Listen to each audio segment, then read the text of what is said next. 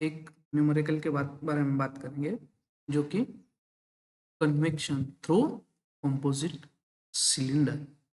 Okay, let's go. A hot air at a temperature, hot air. So first we will write given, but they have given hot air at a temperature. So this will be EI of 60 degrees Celsius is flowing through a steel pipe of diameter, flowing through a pipe of diameter, whose D1 will be 10 centimeter. That will be equals, so radius will be 5 centimetre. Radius कितना दिया है 5 centimetre, तो हम ऐसे भी लिख सकते हैं 0.05 metre. Then the pipe is covered with 2 layers. Pipe is covered with 2 layers. क्या कहा है उन्होंने यार? Pipe is covered with 2 layers. तो कंसिडर करिए, एक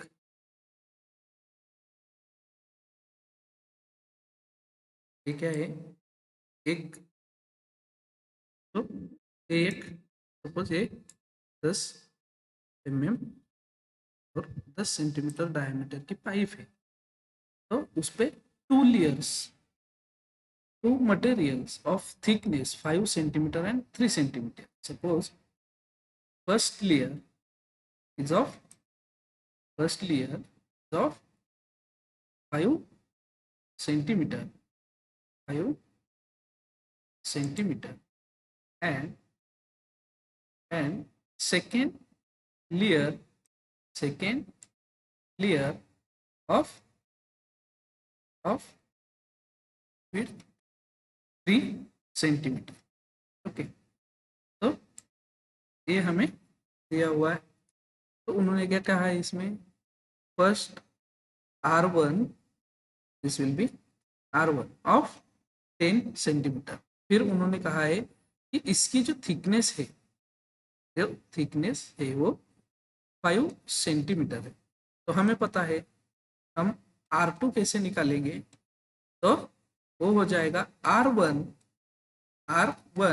प्लस जो भी उसका थिकनेस होगा, तो वो क्या हो जाएगा 5 सेंटीमीटर प्लस उसका थिकनेस दिया है 5 सेंटीमीटर, तो वो टोटल हो जाएगा 10 सेंटीमीटर।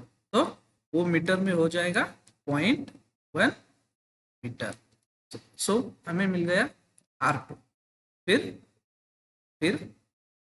हम क्या फाइंड करेंगे, R3 हमें R3 कैसे मिलेगा, R3 will be equals to this radius that is R2 plus T2।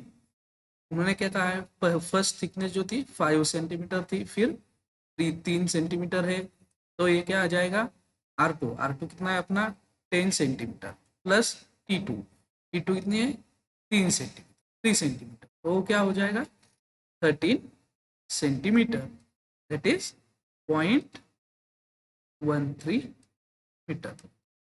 एक बार हमें R1, R2, R3 पता चले। देन उन्हें क्या है, and their corresponding thermal conductivities suppose consider करिए फर्स्ट लेयर ये है, उसकी थर्मल कंडक्टिविटी कितनी दी है उन्होंने 0.23 watt per meter Kelvin, and K2 that is second thermal conductivity उन्होंने कितना दिया है 0.37 watt per meter Kelvin. The inside and outside surface, outside heat transfer coefficient, that is convective heat transfer coefficient. Suppose inside convective heat transfer coefficient as HI, that they have given us as 58. So inside convective heat transfer coefficient कितना दिया है हमें 58 watt per meter square Kelvin. और outside outside convective heat transfer coefficient कितना दिया है 12 VAT पर metre square kelvin. Then उन्होंने क्या दिया है TU, that is this outside surrounding temperature as TU कितना दिया है वो 25 डिग्री सेल्सियस। तो उन्होंने TU दिया है 25 degree Celsius. Find the rate of heat loss from 15 metre length of pipe. तो उन्होंने उसकी लेंथ कितनी दी है सिलेंडर की लेंथ हमें कितनी दी है उन्होंने 50 मीटर 50 मीटर।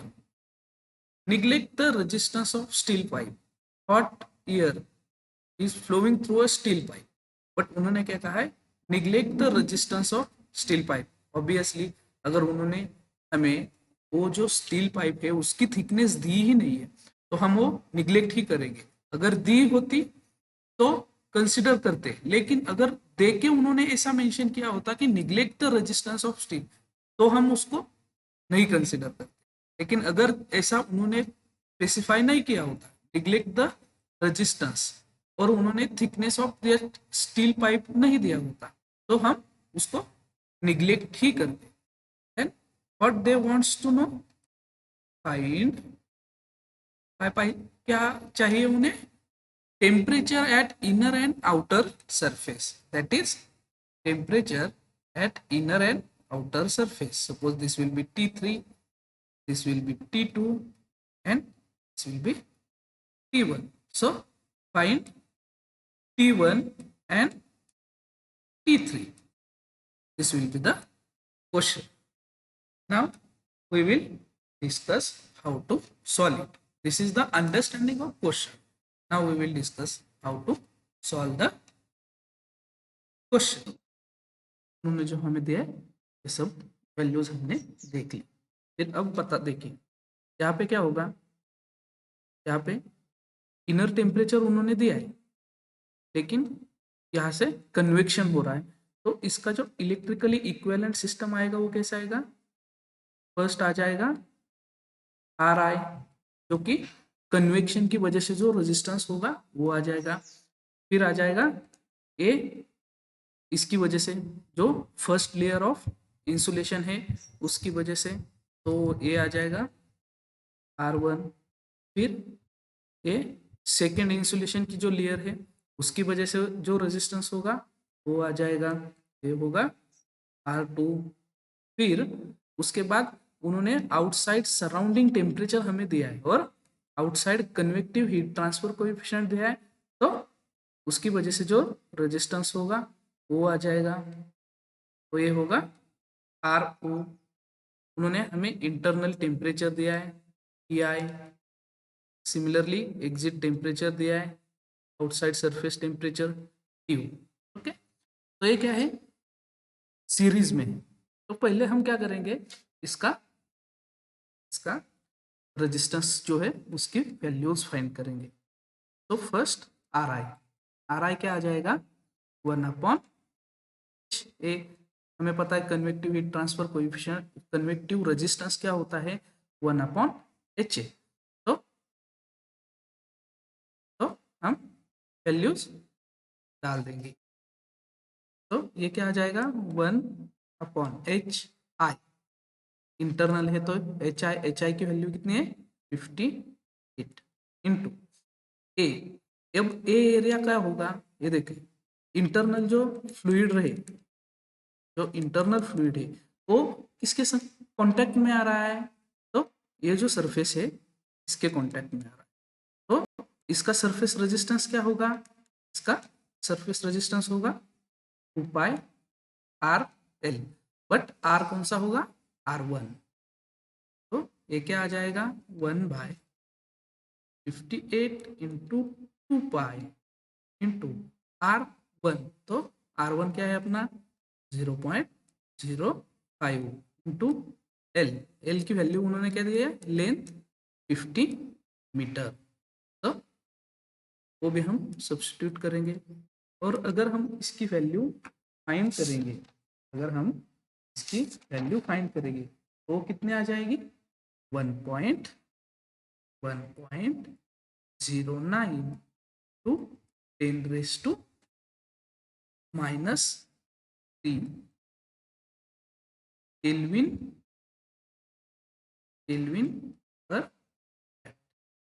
ठीक है, समझने वाली बात क्या है कि जो हम 1/HA लेंगे तो H क्या है, कन्वेक्टिव हीट ट्रांसफर, तो इंटरनल फ्लूइड के लिए HI होगा, तो एरिया भी क्या होगा, जिसके कांटेक्ट में ये आ रहा है, जिसके संपर्क में हमारा वो फ्लूइड आ रहा है, तो यहाँ पे किसके संपर्क में आ रहा है, संपर्क में आ रहा है, तो R1 के, तो उसका एरिया होगा 2 पाई R1L।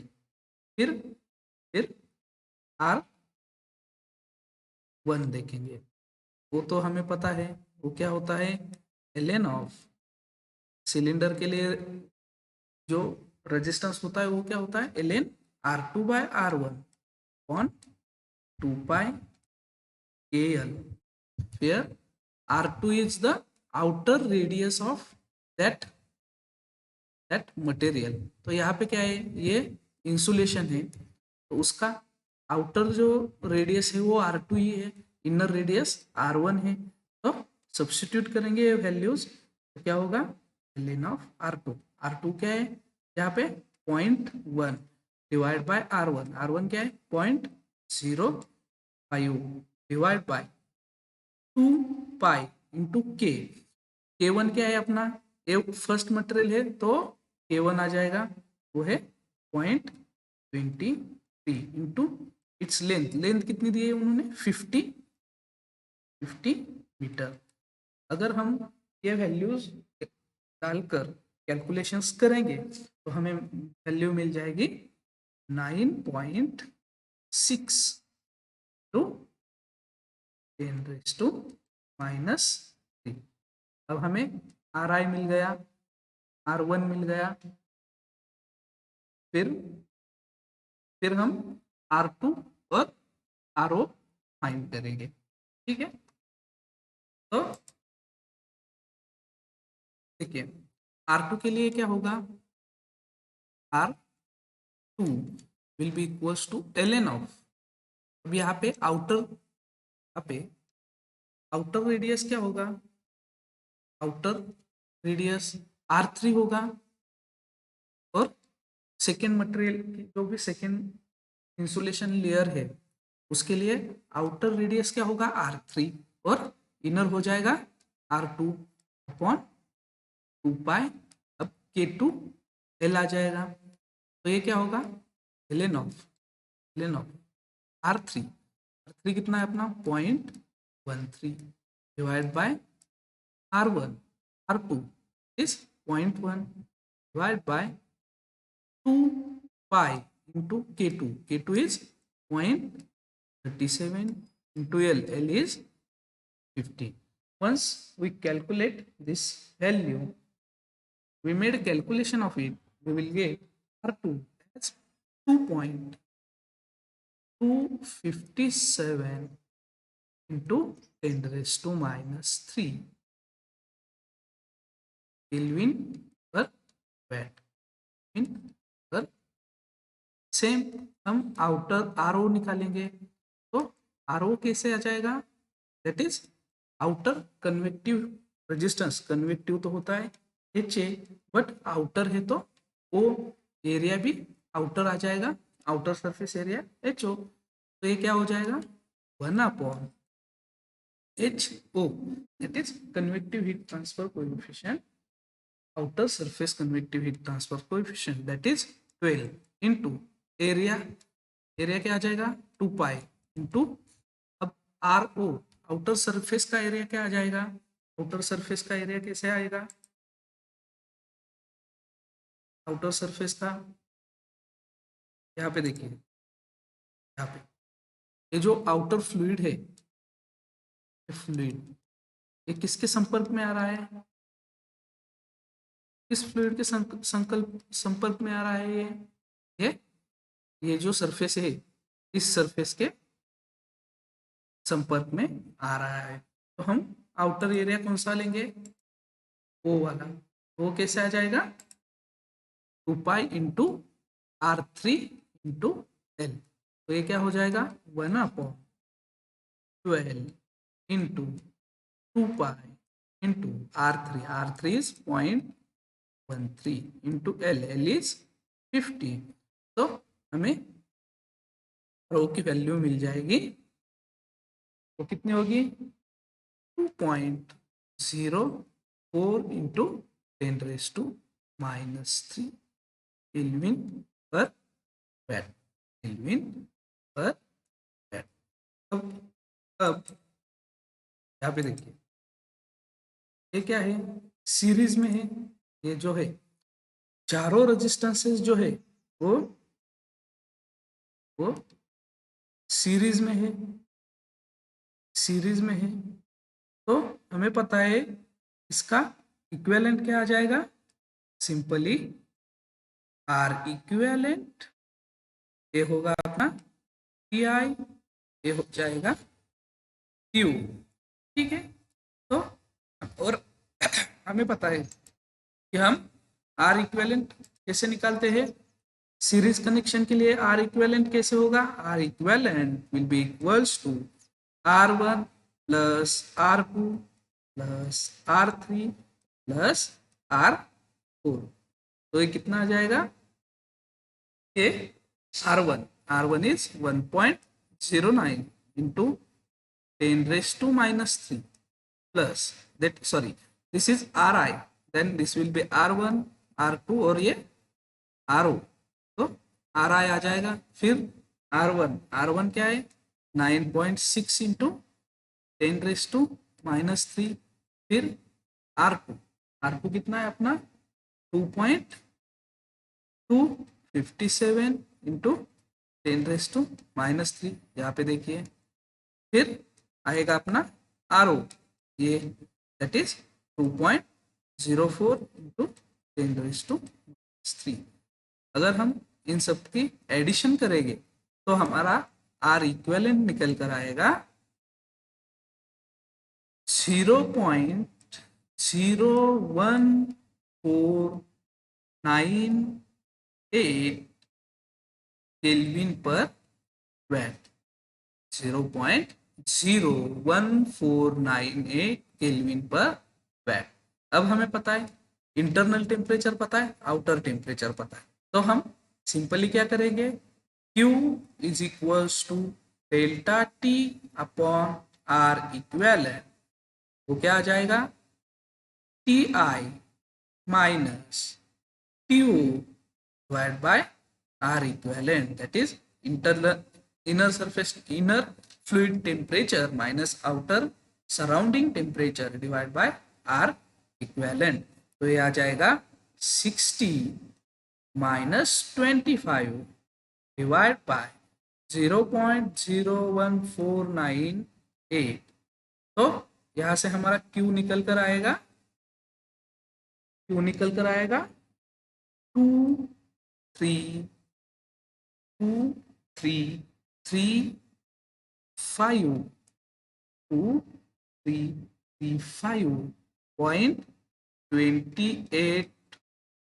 VAT, 28 VAT.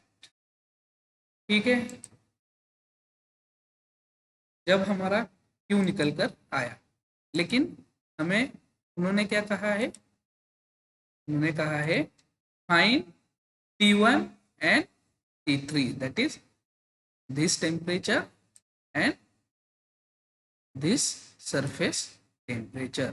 ठीक है, तो हम ये बोल सकते हैं इसमें से जो हीट ट्रांसफर हो रहा है Q, तो वो सेम होगा। तो पहले हमने क्या किया, ये पूरा कंसिडर किया। अब हम क्या करेंगे, इसमें देखिए, इसमें आपको थोड़ा डिफिकल्ट जा रहा है, इसमें देखिए हीट जो ट्रांसफर हो रहा है वो सब में क्यों हो रहा है, तुम हम यहाँ से यहाँ तक ले या फिर यहाँ से यहाँ तक ले, डिफरेंस क्या आ रहा है टेम्परेचर का। यहाँ पे TI है, यहाँ पे TO है, और यहाँ पे क्या है उन्होंने बताया T1 और यहाँ पे है T3।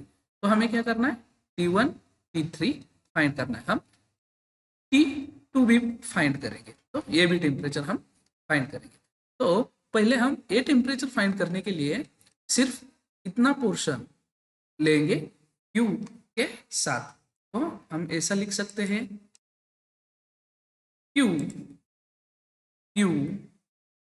Is equals to Ti minus Q divided by R equivalent will be equals to Ti minus T1 divided by Ri जो कि internal fluid convective heat transfer जो होगा उसकी वजह से जो रेजिस्टेंस होगा। और हम इसको ऐसे भी लिख सकते हैं T1 minus T2 upon R1 that will be equals to T2 minus T3 upon R2।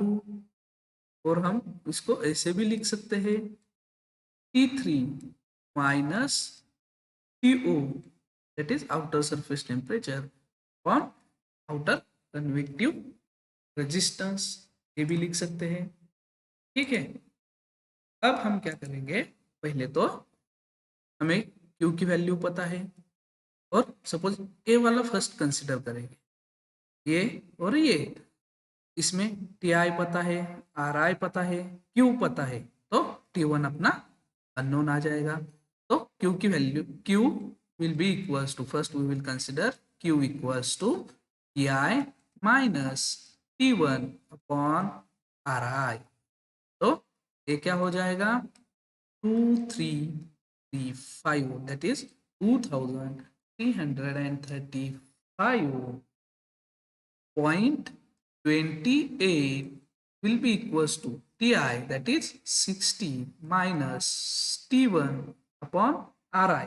Ri is 1.09 to 10 raised to minus 3। तो हम इसको रीअरेंज करेंगे और फाइंड करेंगे तो हमारा T1 आ जाएगा 57.454 डिग्री सेल्सियस आ जाएगा 57.454 डिग्री सेल्सियस। फिर अब हम क्या करेंगे, अब हम Q के साथ A कंसिडर करेंगे, क्योंकि इसमें हमें पता है Q पता है, हमें T3 पता नहीं है, TO पता है, RO पता है। अगर ये कंसिडर करना चाहेंगे तो इसमें T2 पता नहीं है, T3 भी पता नहीं है, दो अननोन हो जाएंगे। तो उसके लिए क्या करना पड़ेगा, पहले हमें ये और ये कंसिडर करके T2 निकालना पड़ेगा, क्योंकि अब तो T1 पता चल गया है हमें, वो कितना है 57, तो उससे T2 पता करना पड़ेगा और फिर ये करना पड़ेगा। तो इससे बेटर है कि हम Q को इसके साथ में ले लें, तो उससे हमें क्या मिल जाएगा T3। सो क्या आ जाएगा Q will be equals to T3 minus TO that is outer surface temperature upon RO that is outer convective heat transfer coefficient that is 2335.28 will be equals to T3 हमें पता नहीं है minus TO is 25 divided by RO, value of RO is 2.04 to 10⁻³ अगर हम calculator में ये सब values find करेंगे सब्स्टिट्यूट करके तो हमें मिल जाएगा T3 will be equals to 29.764 degree Celsius. Okay, तो हमें इस हिसाब से हम इनर सरफेस टेम्परेचर और आउटर सरफेस टेम्परेचर फाइंड करेंगे। अगर उन्होंने अभी पूछा नहीं है, लेकिन इन केस उन्होंने कभी हमें पूछा कि फाइंड T2, तो हम क्या करेंगे, एक तो ये, और फिर क्यू के साथ उसको कंसिडर करेंगे, या फिर इसको क्यू के साथ कंसिडर करेंगे, तो हमें उससे मिल जाएगा T3। तो सपोज हम ये कंसिडर करेंगे Q will be equals to T1 minus T2 upon R1।